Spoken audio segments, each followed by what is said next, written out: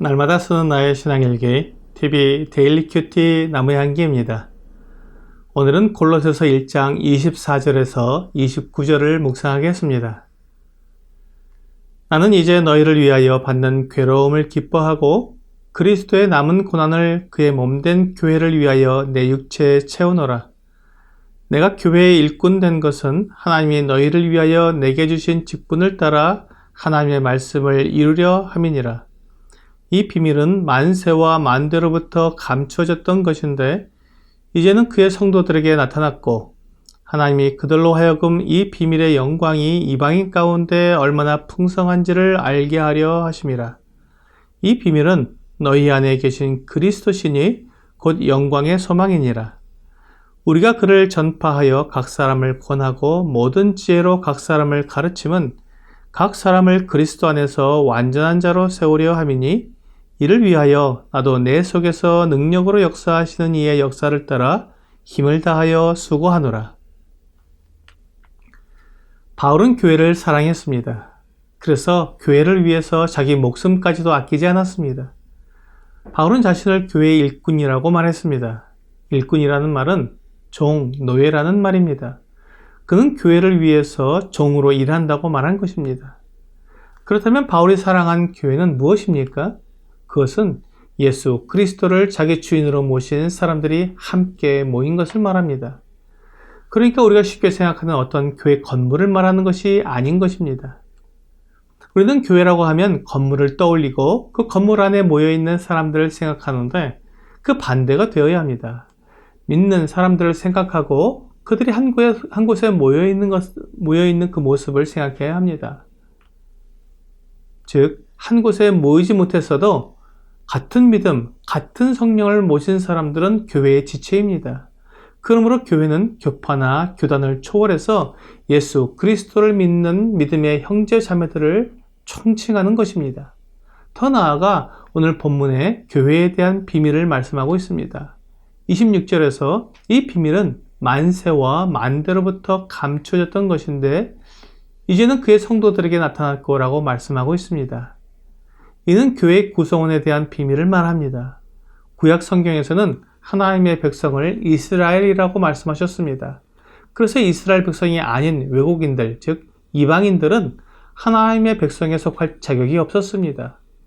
하지만 하나님은 이스라엘만의 하나님이 아니라 모든 민족의 하나님이시기에 하나님은 이방인의 하나님도 되십니다. 로마서 3장 29절은 하나님은 다만 유대인의 하나님이시냐? 또한 이방인의 하나님은 아니시냐? 진실로 이방인의 하나님도 되시느니라고 분명히 말씀하고 있습니다. 하지만 교회가 처음 시작된 때에는 유대인들에게만 복음을 전했고 유대인들이 중심이 되어 교회가 이루어졌습니다. 주 예수님의 제자들이 모두 유대인들이었고 또한 교회가 예루살렘에서 시작되었기 때문입니다. 하지만 주 예수님은 복음을 예루살렘에서 온 유대로 그리고 사마리아로 마지막으로 땅끝까지 전하라고 말씀하셨습니다. 또한 유대인만 아니라 모든 민족을 제자로 삼아 아버지와 아들과 성령의 이름으로 세례를 주고 주님께서 분부한 모든 것을 가르쳐 지키게 하라고 말씀하셨습니다. 그러므로 교회는 유대인들만으로 이루어지는 것이 아니라 이방인들과 함께 이루어지는 것이었습니다. 이것이 만세와 만대로부터 감춰졌던 비밀입니다. 하지만 주 예수님께서 바울을 이방인의 사도로 삼으시고 그를 이방인에게 보내어 복음을 전하여 유대인과 이방인이 함께 한 몸을 이루는 교회를 세우게 하셨습니다. 이것이 바울이 맡은 사명입니다. 그래서 본문 27절은 이렇게 말씀하고 있습니다. 하나님이 그들로 하여금 이 비밀의 영광이 이방인 가운데 얼마나 풍성한지를 알게 하려 하심이라. 이 비밀은 너희 안에 계신 그리스도시니 곧 영광의 소망이니라. 바울은 우리 주 예수 그리스도께서 이방인으로 이루어진 교회인 그 골로새 교회 안에 계신다고 말했습니다. 유대인들은 이방인들이 하나님의 은혜 가운데 들어온다는 것을 인정하지 못했지만 하나님은 이방인들에게도 동일한 은혜와 능력을 나타내 보이심으로 이 비밀을 모든 사람들이 인정하게 하셨습니다. 바울은 자신이 이러한 교회의 일꾼이 되었다고 말하면서 자신이 맡은 일이 무엇인지 말해주고 있습니다. 28절은 우리가 그를 전파하여 각 사람을 권하고 모든 지혜로 각 사람을 가르침은 각 사람을 그리스도 안에서 완전한 자로 세우려 함이니라고 말씀합니다. 교회 일꾼들이 해야 할 일은 사람들에게 예수 그리스도를 전파하는 것입니다. 그리고 그가 가진 지혜로 각 사람을 가르치는 것입니다. 그렇게 전하고 가르치는 목적은 각 사람을 그리스도 안에서 완전한 자로 세우려는 것입니다.